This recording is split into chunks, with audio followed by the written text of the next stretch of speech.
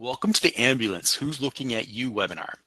Ambulance providers are under many different reviews, and we want to make sure that you are responding to all requests and to the correct entity. I'm Tom Ryan with Provider Outreach and Education, and I'll be your presenter today. Today, I'm joined by Karen from my team, and she's going to help with that chat. She's going to read me questions later, kind of answer what she can, get everyone through that process. I want to remind you that if you haven't downloaded the presentation, it's currently available on our live events page and that you can get it from there. Remember that you're going to want to review the disclaimer at the end of the presentation, just some basic stuff.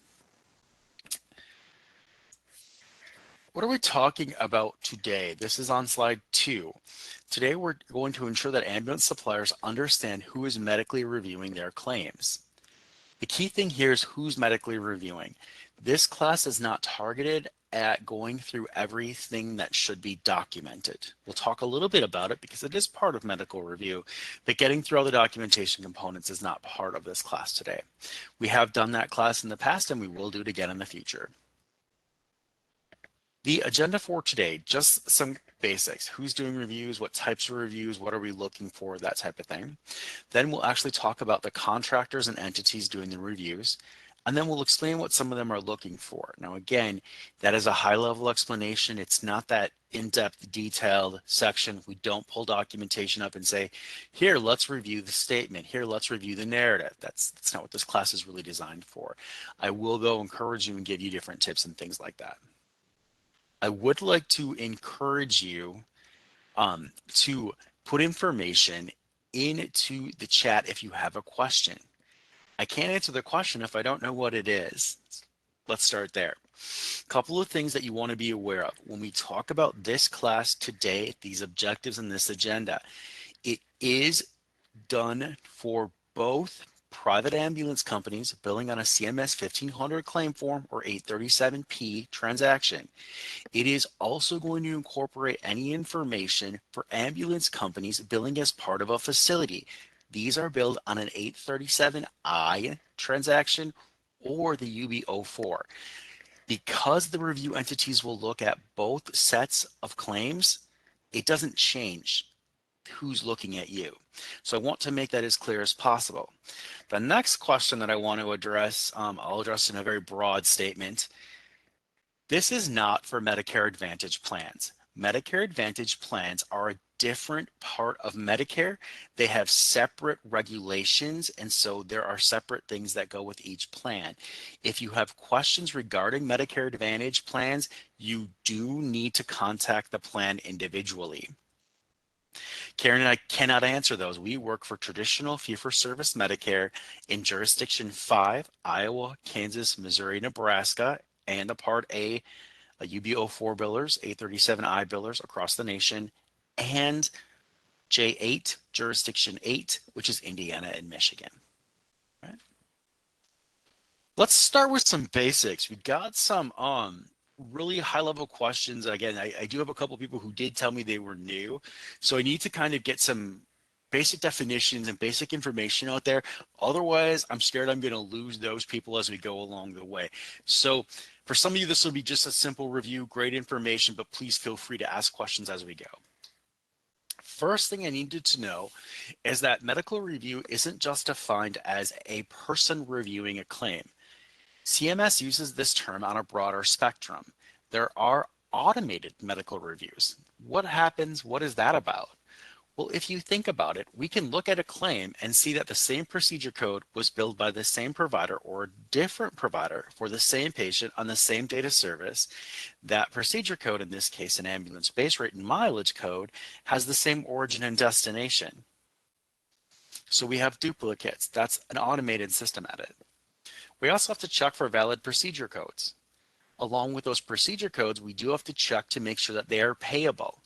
As you heard me just say, the Medicare ambulance benefit is base rate and mileage. The base rate incorporates supplies and other things like that. So we have to check and make sure they're payable. We do have automated edits that say, wait, you've already told us this is not covered. You've billed GY or GX. You also have a condition code 07 you could bill.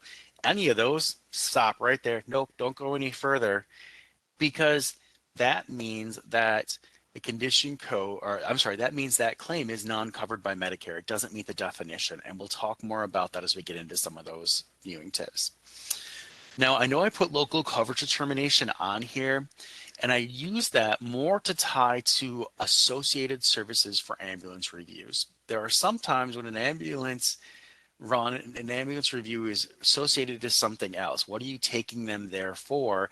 And that service is not covered. That service has nothing, it's not part of Medicare. So then we would say, why are you doing an ambulance run for something that's not Medicare covered? Therefore, the ambulance run may not be Medicare covered. Sounds very convoluted, but it can happen. And then validity edits, for those of you that are not sure what that means, think about the basic edits such as, does the name match in our system? Does the provider number match the provider enrollment chain in ownership or PICO system? Is the sex code the same? Those are validity edits. This isn't about going through and saying it's medically necessary or not. What it really is about is saying, hey, by the way, this is a valid claim for Medicare and it meets all the basics. We will always start with validity edits. Then we will enter into the more complex edits. So hopefully that all makes sense when we talk about the automated system edits. On the other hand, medical review can be a complex medical review. This type of medical review means a person reviews the documentation. Now, depending on the type of person, which could be a nurse, a registered nurse at a minimum, a medical doctor, or it could also be a certified coder, just depending on what they're looking at. And so if we're looking at medical necessity, a certified coder is not going to be looking for medical necessity. On the other hand, the doctor or the nurse might be looking for medical necessity. So depending on the type of review that's going on, we'll go back and forth. We'll talk more about the different entities and what they actually look for in just a few slides. I was asked a question on medical review on the claim form that contains incomplete information. I wasn't really sure what incomplete information you were talking about. I'm going to assume you're talking about the validity edits. These claim forms are actually sent back to you in one of two ways, and it depends on what you bill. If you bill a CMS 1500 claim form or 837P electronic transaction, we'll make that claim unprocessable, which says something is so wrong we can't even make an adjudication decision. That claim must be resubmitted. If you bill on a UB04 or an 837I, these claims will be what's called return to provider, and these claims must also be fixed. Some of them can be fixed within the system, some of them must be resubmitted. So that, I believe, answers the question. If not, put that back in chat, I'll get you some more information. Okay. So we know that the system can send out letters. What is the letter called? It's an additional documentation request. Now the letter can be prompted by a person, which means that they can go in and say, send a letter to so-and-so from such and such a company about this patient for this claim. And that's part of a complex medical review. There are also times when a system may send a letter for information that's missing, or that you build something like an not otherwise classified code, A0999. We don't know what to do with that. You need more information. That'll prompt from the system, and then it will come back in. And when we get the information, someone will look at it from there. So just depends on what's happening. But the additional documentation request literally will spell out what you need to do to get that documentation to us. This is a letter. You have to read the letter. I can't tell you the number of times that people say, well, I didn't read the letter and I didn't send it fully, or I read the letter, it's all good. And then they send it to a different contractor or a different entity than who requested it. That's what we're going to go through today, because if you send the letter to the wrong entity, your claim may very well be denied and we may take money back. Or if it's a prepayment claim, you may never get payment in the first place, and then you have to do a variety of other steps, which adds cost, because time is money in this world. Okay? One of the things that I want to remind everyone, if you do get an additional documentation request and you get it from WPS, we would like you to incorporate that letter if you're sending us paper claims. Why? It's got all the information on it. It helps us go back to that claim directly and gets everything correctly tied together. On the other hand, if you're saying, well, I didn't do that, then make sure that you definitely include the patient information. Tell us who we should be looking at, the claim number, all of that different things. One of the requests that we get all of the time from our medical review department is to avoid extra documentation. And I'll explain that one a bit more when we look at the additional documentation request, because I'm going to talk a little bit about the end, what you need to know.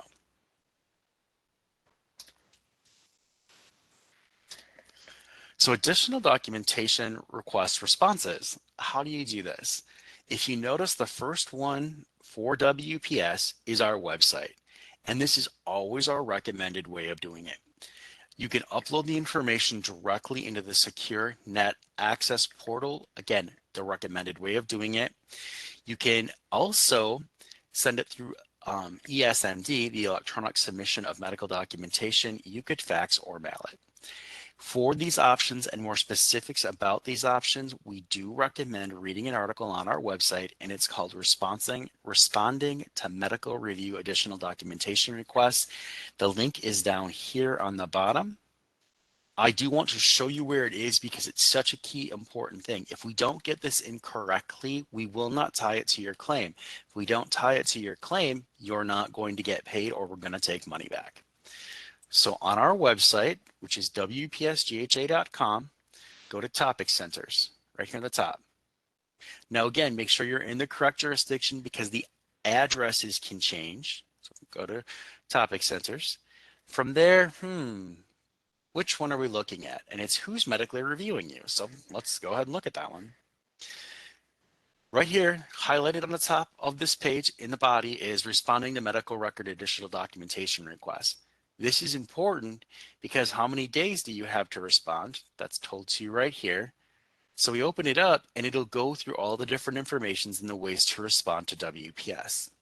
Now I will tell you that if you're getting a documentation request from a lot of the other contractors, they have their own portal. They have a separate system, so you want to make sure you're using that appropriately. All right? So let's go ahead and move on from there. A couple people were asking about why they get certain types of documentation rejections or what's going on with it. What do these contractors do? Well, the first one is they can find that things are supported. Your documentation supports what you build, all good, not missing anything. They can give you a documentation category of no response. That's exactly what it sounds like. Somehow they did not receive the information. Now keep in mind that also happens when you send it to the wrong contractor. We don't always know who should receive that information. We don't know who asked you for it. That's why the letter is so important to include. We can help out with that and get it to the right area sometimes if we know that. Incomplete documentation. This means that something within the documentation was missing. I will tell you, we're doing a webinar on ambulance signatures in the next 8 weeks or so.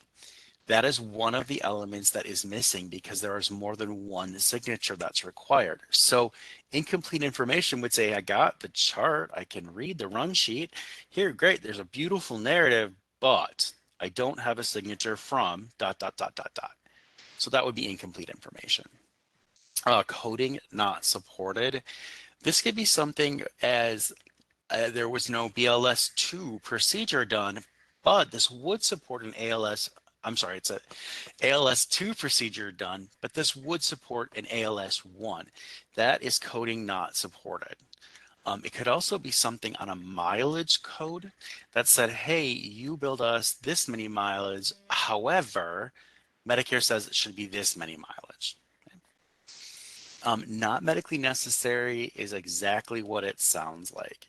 One, it just wasn't needed at all, which would make it a non-covered service for Medicare, or it was provided at a level that it didn't need to be. And let me give you an example here. An air transport occurred because the doctor ordered it. The doctor said, nope, I want you to go by air.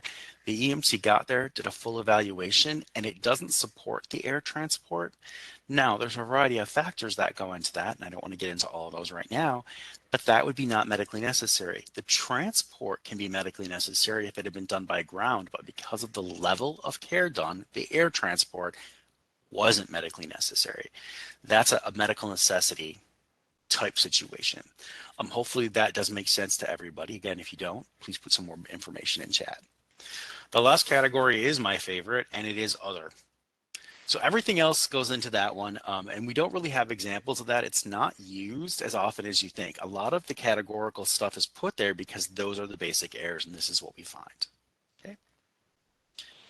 So, as I said, this is your base presentation and your basic information, and I don't want to leave anybody behind. Karen, I'm going to give you the opportunity to, scroll through the chat and just see if there was any questions. But as a reminder, if you have any questions at this point, please put them in the chat. So Karen, I'll hand it to you to see if there were any questions submitted. Hi, Tom. At this time, we do not have any questions yet for you to answer. Perfect. All right. Well, let's get into the next set of information, and it's who's looking at you. Now, as we go through this, remember, these are the entities. They can be contractors, they can be the federal government themselves, they can be a variety of different sources, law enforcement. These are the people that are actually looking at the medical review claims. So what types of medical reviews are these commonly going to be? For the most part, they will commonly be complex medical reviews. And I'll explain when that comes into factor when we get to one of the other contractors. All right. So the first one, and many of you have probably heard of this, is the Comprehensive Error Rate Testing Program, or CERT. They do have a contractor who does look at the claims. So what do they do? This contractor is not about fraud and abuse. Their goal is to create what is called the National Paid Claims Error Rate for Medicare and others. Now, the goal is to take a fee-for-service Medicare random sample, that's Part A and B, of claims that are processed. This means that they have to be adjudicated. So remember we talked about those unprocessable and RTP claims? They're automatically removed. They're not even looked at. What their job is then to say, hey, was this claim processed correctly? One question I did get with that is it possible for them to look at a claim that is not paid? Well, my response is a little varied, and I want you to be aware of that. But the first thing you need to look at is it adjudicated? Not paid could mean that it went to deductible. So it was processed and it is adjudicated, only the patient owes you money. So yes, they're going to look at those. So when we say not paid, I need a bit more help with understanding that. If you say it's not paid because it has a critical error, such as the RTP errors or the unprocessable errors, no, they don't look at those. So, okay, back and forth a little bit there. What they do with this is they create a stratified random sample by claim type, and then they look through the different claim types. So how is it being paid? So when you talk about ambulances, you guys fall into Part A, excluding hospital IPPS. Hospital excluding IPPS. That really is a facility billing that has a separate or individual ambulance service that they own and operate, commonly called to us facility-based, provider-based. I'm not sure exactly what you're talking about there. The other one is the Part B, because Part B could be any private ambulance company. And then what they do is they pull those error rates together from those four, and they put together a report, and that report then tells Medicare how they're doing on an overall basis. When you get something from the Comprehensive Error Rate Testing Contractor, they're going to ask you for additional information. Their reviews are always complex. Okay, they're always looking for that complex review. They will tell you how many days you have to respond. Now, I know this slide says, oh, I have 75 days, I'm good. Take a minute and think that through. If they sent you a request, you sent some information back, and they need additional information, they'll send you a second additional information request. That one does not give you 75 days. They're going to tell you how many days you have to respond. So I will tell you to read the letter and figure out exactly how much time you have to respond. If you do not respond at all, you just don't respond, it's an automatic billing error. You automatically have your money taken back, and they send a notification to the MAC, the Medicare Administrative Contractor that processed your claim. And as the affiliated contractor, we begin to take the money back. This is done through the overpayment request. Okay. I did include the contact information for the CERT review contractor. And then what I thought was important was to go on the bottom of the slide, and I gave you a link to the CMS website for this information as well, because they are one of the contractors that people get a little bit confused with the recovery audit contractor, or the RAC.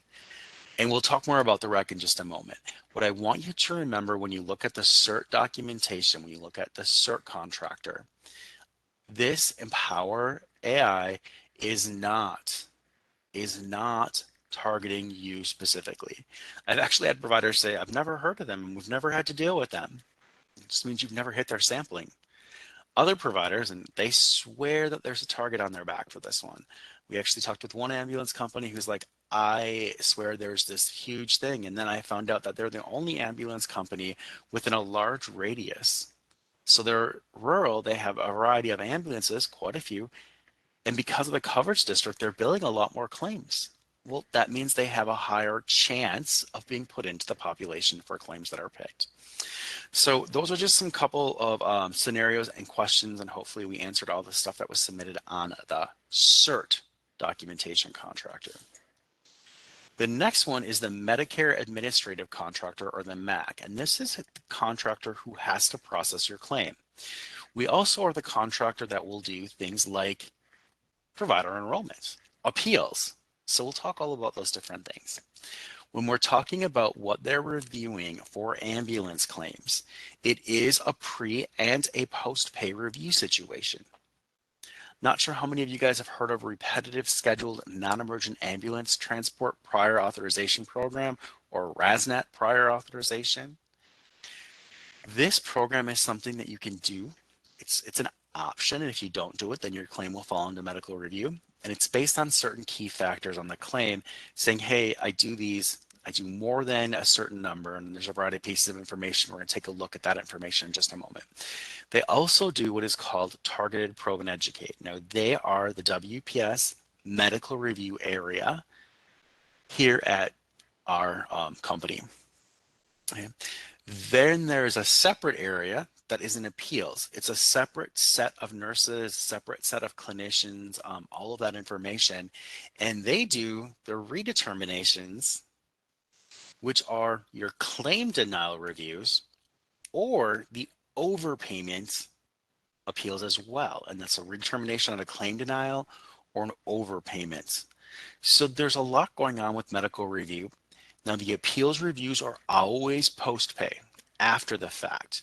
If you don't have a denial, you wouldn't go to appeals. This would include denials on things that someone else or a different contractor started. So you're going to get something in, and let's say that the CERT contractor reviewed a claim and that's 18 months old, and they said, nope, we have a finding, and you don't agree with it. You can then do an overpayment appeal once you get the letter and say, we don't agree with this overpayment. Here's our information. This was medically necessary, or whatever the denial was for, and we'll take a look at it as your MAC. So hopefully that explains a little bit about what we do. I do want to remind you that we do some automated reviews. We actually can program into our system what we're looking for. And again, duplicates are a big part of that. So let me just take a minute here, and I want to show you a little bit about this medical review, the top part, and a little bit about this appeals part on our website. So again, WPSGHA.com, go to the topic center. And again, we're going to go to medical review. Again, so right on the top, first item on the left, third item in the left column, medical review. If you're looking for any information, the top part says targeted probe and educate review. This is the second one, and we do have targeted probe and educate reviews going on for ambulance claims. Okay. I'm going to scroll down just a little bit so you guys can get a look. So the reason that I'm doing this is because RASNAT, which remember was routine scheduled ambulance transports, RASNAT doesn't appear on this list. Well, that's interesting. But neither does ambulance. But I just said we had reviews for it. Scroll back up to the top here. Right now, I'm on UB04 billers, and 837I billers. And in order to see those two, I need to be in the Part B biller sections, 1500 or 837P. The reason for that is, if you really think about it, think about the number of Part B billers billing ambulance versus the facility base, the provider basis. It's different. There's a lot more private. So from there, we'll just use J5 MAC Part B and we'll scroll down again. We're going to say prior authorization for repetitive scheduled non-emergent ambulance transports. Oh, okay. Here's what you have to know. Here's when it's applicable. Here's the codes we're looking at, all of that type of information. So hopefully that does make sense to you guys. And I really wanted you guys to be able to find it to make sure that you're seeing what you need. Okay. Let's jump off of that one and scroll down, and then we go to targeted probe and educate. And under targeted probe and educate, the very first one is advanced life support AO427. Again, I want to remind you that I'm in J5, which is Iowa, Kansas, Missouri, Nebraska. And you can take a look at that if you want to review anything going on with that type of a review, including some documentation guidelines, in particular what they're looking for. The full set of documentation information for ambulance is in this ambulance documentation requirements, which is actually on the ambulance section, or I'm sorry, on the documentation section. If we flip over to J8, the first thing we notice is it says, wait, this isn't applicable to you. You're in an article that doesn't apply to you. Okay, so what do we do from here? Let's back click for a second. We're still going to be in J8. If we come back down to targeted probe and educate, we have basic life support happening in J8. So J5, Iowa, Kansas, Missouri, Nebraska, we're doing ALS. J8, we're doing BLS. And then you can read all about that. Again, there's some documentation points. If you want more information, read through the ambulance documentation requirements, which is linked here.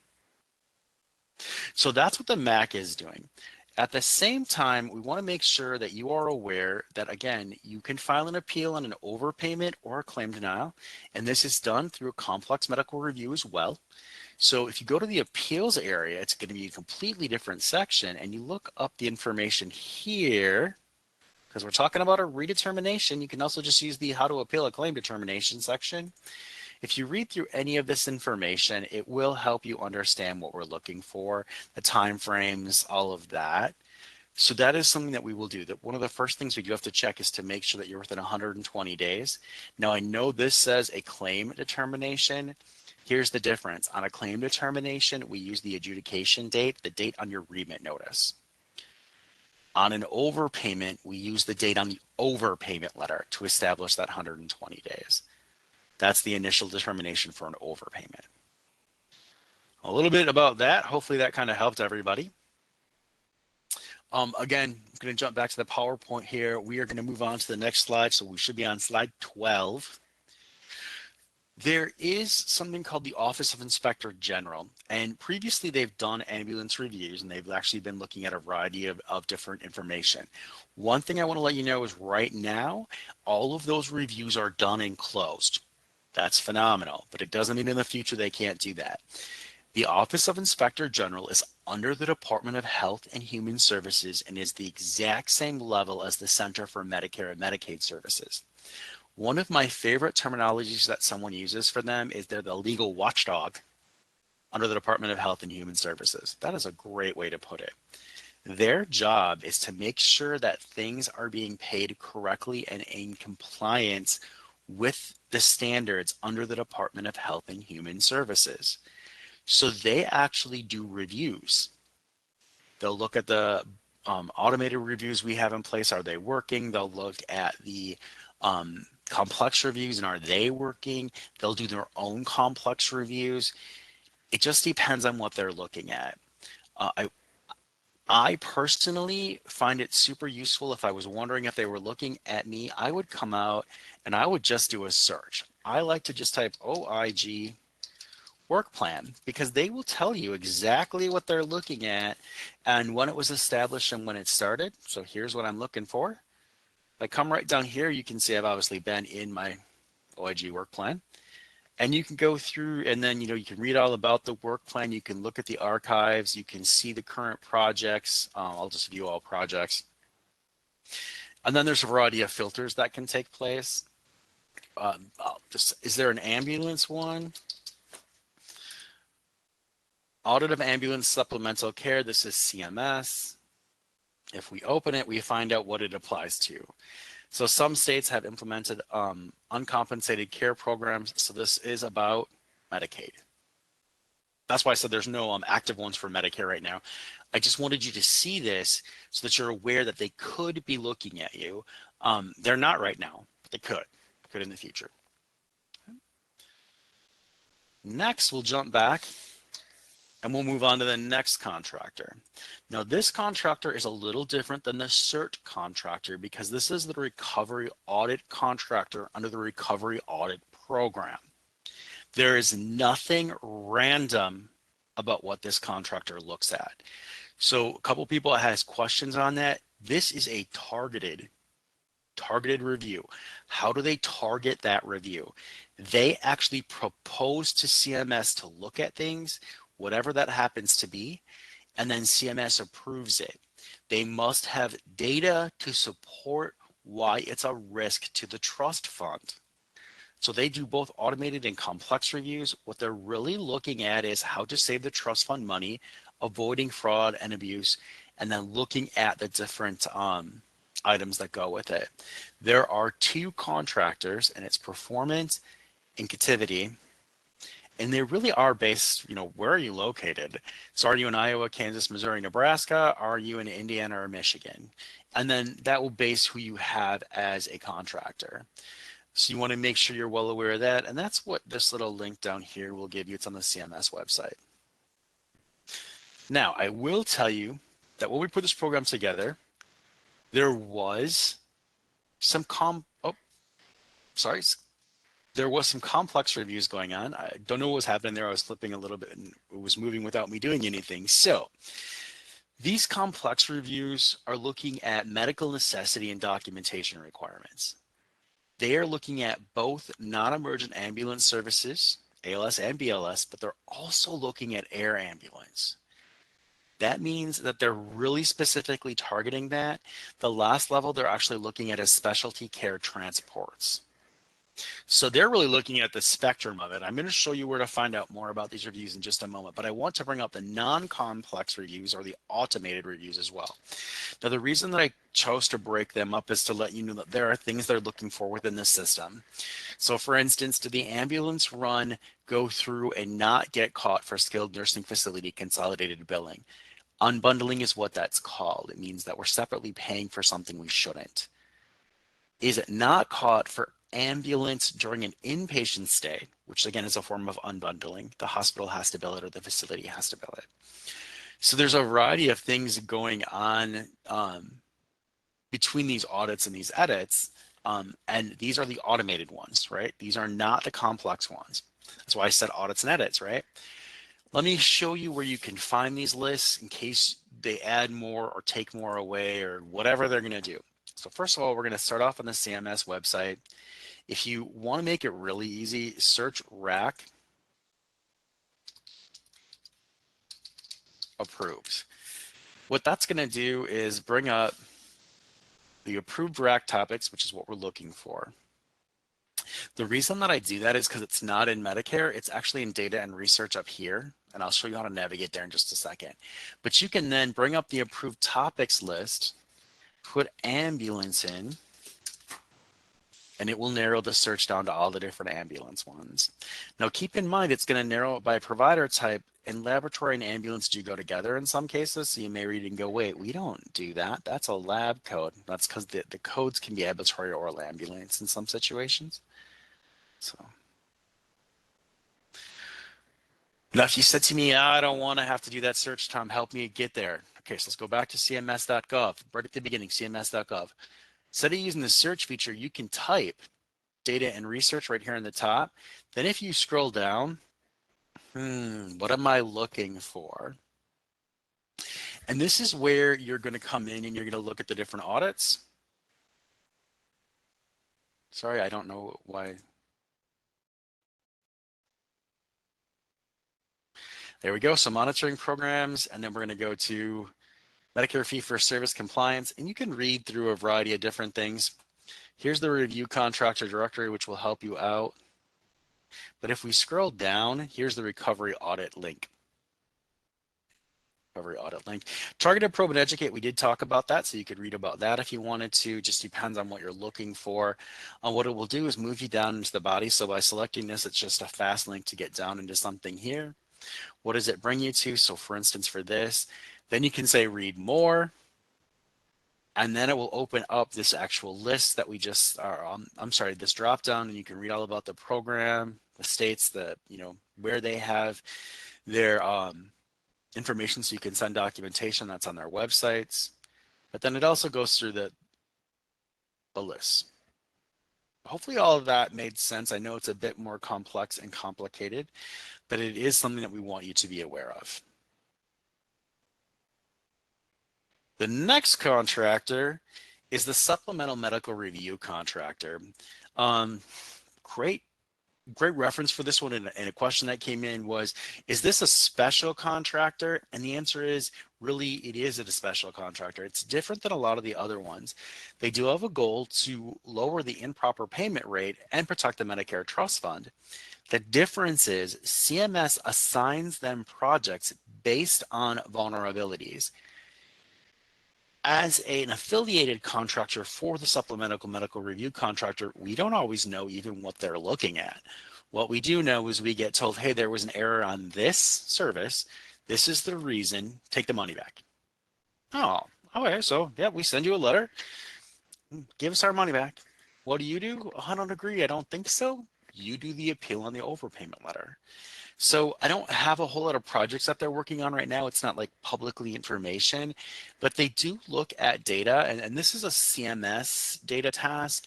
CMS assigns them certain things to look at and then says, okay, did you find vulnerability? Then they say, okay, yes, you did, or no, you didn't, or whatever the situation is. Now go ahead and do a review on it. So this one's a little bit different, and it's just a very simple one, but please remember that they are important. And if you do get a letter and you don't send the information, they will take your money back. The next one is the Unified Program Integrity Contractor. I've been told by a lot of providers that they never want to deal with them. They don't want to have to be involved. Here's why. This contractor's full focus is on fraud, waste, abuse, detection, deterrence, and prevention. They are a referral contractor. They don't just randomly pick up someone. If a different contractor, or if there's a continued issue, they can be referred to the UPIC. The UPIC is the first step in a law enforcement investigation in some cases. It can be skipped, and depending on what you're doing and what the fraud, abuse, and waste are, the prevention, you could also be referred directly to a law enforcement entity. Many times, if you don't fix your problem, the UPIC can then refer you up to a law enforcement entity or to CMS, who will then refer you. It really just depends on what's happening. Okay. On the slide, I did give you that there are 5 different regions for this. I think it's a great way to look at their information, but I'm also going to tell you, if you're not doing anything wrong, you have nothing to worry about. If you're billing based on what you should be billing, that's okay. Most of what we find as we begin to investigate and refer to a UPIC is actually abuse. It's not fraud. Abuse simply means I didn't know I was doing wrong, and then we tell you what you did wrong and we help you get through it. We give you references and sources and you fix it. That's abuse. That's not fraud right away. Now, if we've told you and you continue to do it, different story. Waste also falls into that, and that would be someone continually billing above something or for certain types of services. So fraud, waste, and abuse. So hopefully that all makes sense.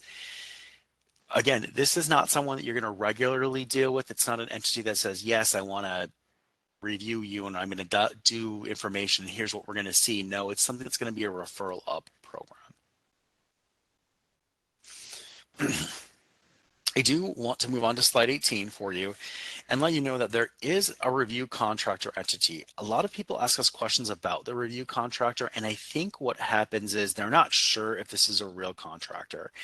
And so we are definitely willing to field those questions, but there is a way you can check that yourself. We did just take a brief look at it, but it's the review contractor entity. It's available on the CMS website. If you don't want to navigate there and you do have my slide deck, go all the way to the bottom and just select the link, and it should open. There we go.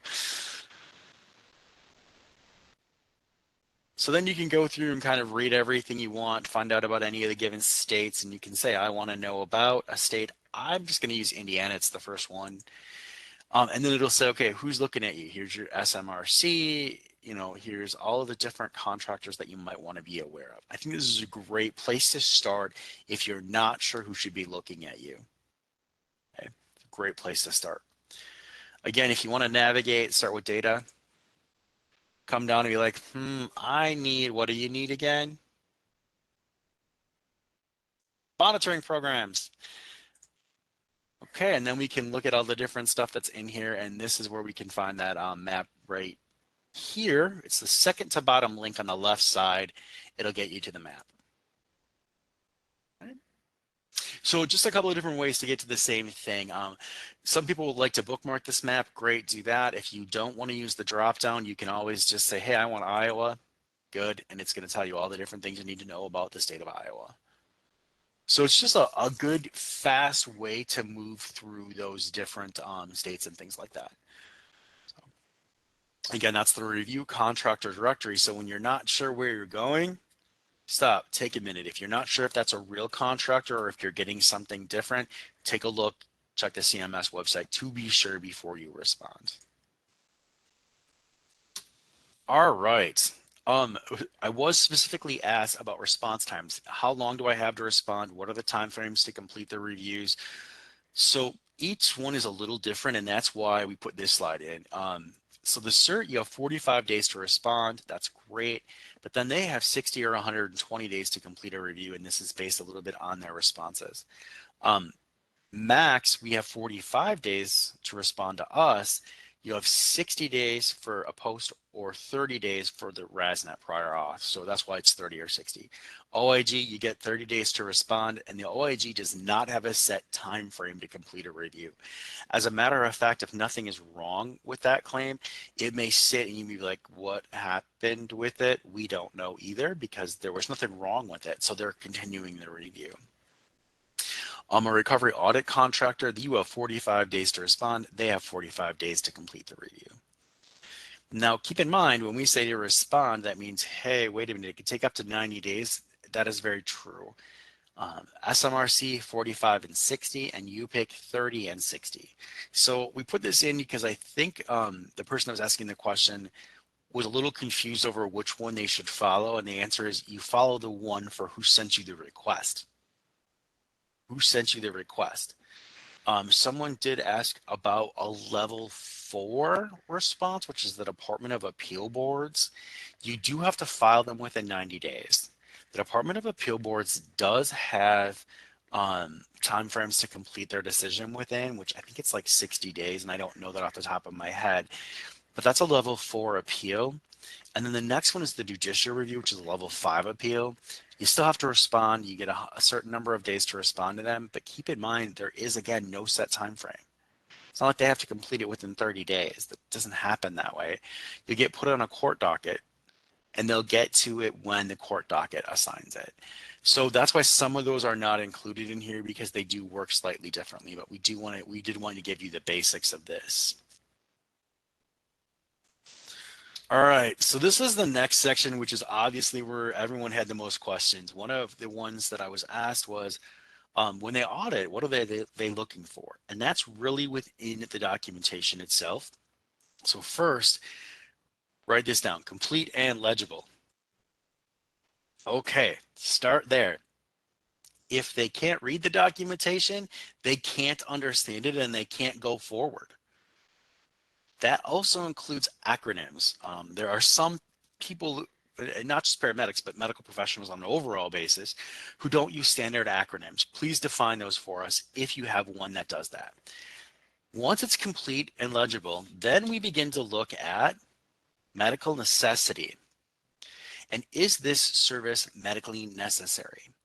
Now, the reason that this is important is because the ambulance medical benefit, if it is not medically necessary, is excluded from the ambulance excluded from the Medicare benefits. So if you tell me that they could safely have gone by a different method, that is not a payable service.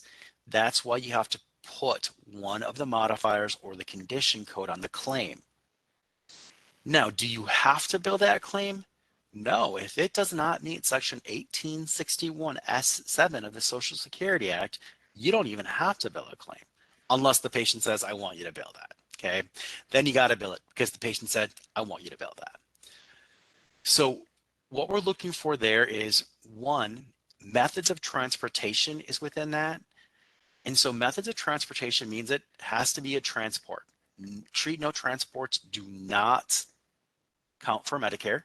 If you treat them on scene and you don't transport them, then Medicare is going to say that's non-covered. That code, as a matter of fact, can be billed to Medicare, the treat no transport code, and it will be covered. It will go non-covered. We encourage you to put a GY on it.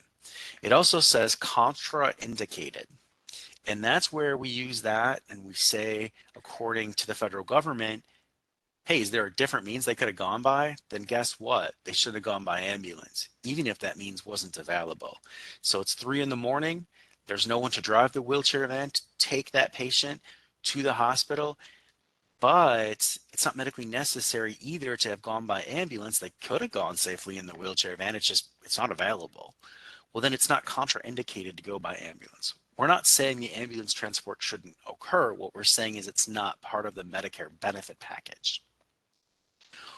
Once that is established, we then have to look at medical necessity, which is Section 1862A1A. Social Security Act, Section 1862A1A, and it says that we can only pay for services that are reasonable and necessary for the diagnosis and treatment of an illness or injury. What does that mean? It means if it's safe to go by ground, we're not paying for air. So that's what we're looking for. Start with one, is it even safe for them to go by a different method? If that's the case, then you're under 1861 S7 and you don't have to bill that to Medicare. Again, yes, you can. Make sure you put the appropriate modifiers, that type of thing. Under 1862 A1A, this is where you also have to give us a special documentation called the Advanced Beneficiary Notice of Non-Coverage. We'll talk about that a bit more. So I want to remind you, when you're looking at medical necessity, you do have to meet your basic documentation requirements, and that's in the ambulance documentation requirements article. Let's talk about those. What's within that article? Okay.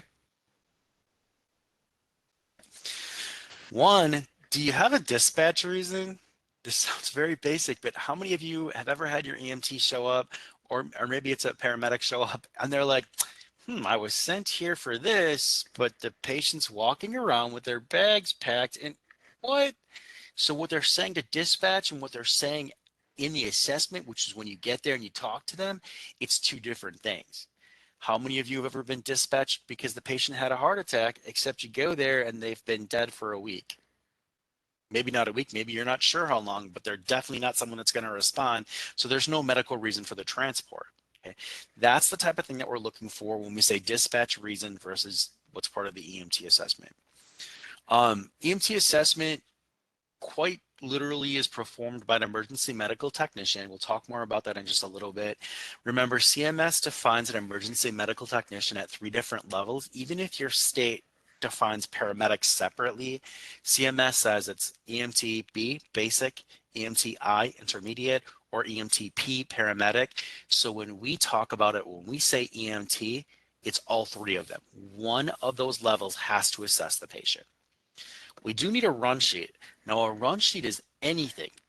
A run sheet is anything that within your documentation that consists of, one, some form of a narrative. Why did the EMT do what they did? Is there a timeline? So it took 20 minutes to transport, it took 3 minutes to transport.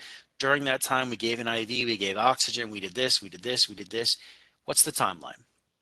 It has to have the point of pickup with a zip code or the closest zip code available. Okay. Now, when we say that, it's what if you find them on the interstate between mile marker 110 and 120, or mile marker 110 and 111 on blah, blah. Okay, get the closest you can to that. But we do have to have a zip code that does drive part of payment. There's also the drop-off. Now, the drop-off is either a facility or a residence. There's no intentional drop-off at the site of a scene of an accident, right? Why would you be dropping them off there? Also, an intentional drop-off is not at the site of transfer because you didn't intend to transfer them. That's between methods. So when you take them, we're looking for a facility drop-off. We're looking for a residence. That's what drop-off is. For signatures, we always will view this. 1, the treating EMT. 2, the patient themselves or a representative of the patient. And 3, a receiving facility, just to show transfer of care did occur, what happened. Now, the reason that we look at that is if you didn't take them anywhere, if it wasn't a payable destination, we won't be paying for that service. Home is a payable destination or residence is a payable destination. So in that case, you wouldn't have the receiving facility. So it's really starting with the basics. This is what has to be within the documentation. When we look further at the documentation, we do talk about the EMT assessment. The EMT assessment is the driving factor for the first portion, which is medically necessary. If you assess them and they could safely go by a different means, then you do not have a service that Medicare will consider for payment. What has to be within this assessment? Well, first of all, your on-scene complaint with the impressions. This is what you saw, heard, smell, or felt. Someone asked me about smell, alcohol, drugs. I can sniff it in and smell it right away, right? No, sometimes you can, and that's okay. But if you have any of those, that's what you're looking for. An assessment could also contain bystander information. What did you hear from someone who said, hey, we walked across them laying on the ground and we have no idea how long they've been there? That's a bystander. May also include something from a receiving facility or from a leaving facility. So you go to pick them up at a facility to go to a higher level of care. What do you know? You go to pick them up at a dialysis facility to take them home after a dialysis transport. They can give you information at that point. You're going to know it at the time of transport.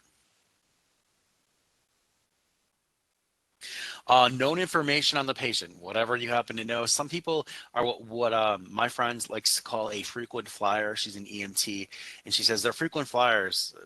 They have one they see every Tuesday.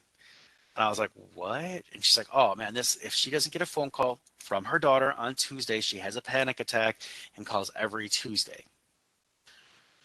Okay, that's good to know. So, okay.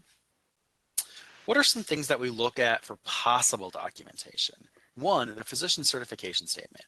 I will tell you, as a contractor who does the RASNAT portion, this is what we look at fully. This is the statement that explains everything about why a physician feels this ambulance transport's medically necessary. While it doesn't drive the decision for medical necessity, that is the EMT assessment, what it can do is guide that EMT to look at certain things and to actually really, push things together. We do have a sample on our website. Also, we'll look at an ABN if applicable, but again, remember an ABN is only needed when it is medically necessary that a transport occurred, but not at the level the transport occurred. I've heard of this in one situation. An air transport occurred, but ground could safely have been done. That's the only time I've ever heard of an ABN needed. Keep in mind, you can give an ABN if it is a non-covered service. It doesn't meet medical necessity. We're never going to pay for it. In that case, you're just going to fill out A through F, and that's all you have to do. So you can, it's a nicety, it's not required. It's not required. So how closely do we look at this physician certification statement? For RASNAT, very closely. For other types of transports, we will look at it. We'll consider all of the information and we'll compare it. What's going on with this patient today during the transport? Because a physician certification statement can be up to 60 days old. That's why it doesn't just automatically stand alone. Okay. Hopefully that helps everybody. Somebody asked what's not needed, and I'll tell you, discharge notices. So you took them to the ER and you got an ER discharge notice to support an ambulance claim, but you didn't know the information from that ER visit when you dropped them off. What does that do? for medical review. Okay, so just keep those in mind. Also, physician's information not available. Getting a physician's maybe medical record or information that they didn't have within the physician certification statement, something they don't have available to them, doesn't help us. So really we want to look at what is available to the EMT at the time of transport. That's what we're looking for. We want to look at the assessment, what they did. An assessment can prove that they just needed monitoring and here's why they needed monitoring. Or it can say, hey, we did these 12 medical interventions, which is why they're coming up at this. Oh, by the way, I went from a facility to a facility, which makes it specialty care transport. That's just an example. Okay. When we talk about the ABN, I forgot one comment, so I'm going to go back to that for just a second. Additional mileage beyond the nearest appropriate facility, patient request, provider request is non-covered. Not ever covered. Therefore, ABN not required for it. We know we get that question in frequently, so I thought, oh, I better just answer that real quick. As a reminder, these are ways in which you can send us money back. So if you do happen to get an additional documentation request or you get an overpayment, take the opportunity to send us the money back. One thing I want to remind you is we always prefer that you use our portal, but if you are using the paper forms, there are 3 spaces at the top. And those 3 spaces are the most commonly forgotten or misused. So please make sure that you select the correct jurisdiction. You're selecting the correct line of business, part A or B, and that's based on how you bill. A will only be used for UB04 or an 837I, and B will only be used for a CMS 1500 or 837P. So please make sure you do that correctly. And then there'll be state. That's not where your garage, that's not where your house at. It's actually where the service was provided. So hopefully that helps a little bit there. All right, the next section just actually really does provide some resources. So it's where I got my information, where you can get your information. So take a look at this if you want that information, which brings us to the question and answer section.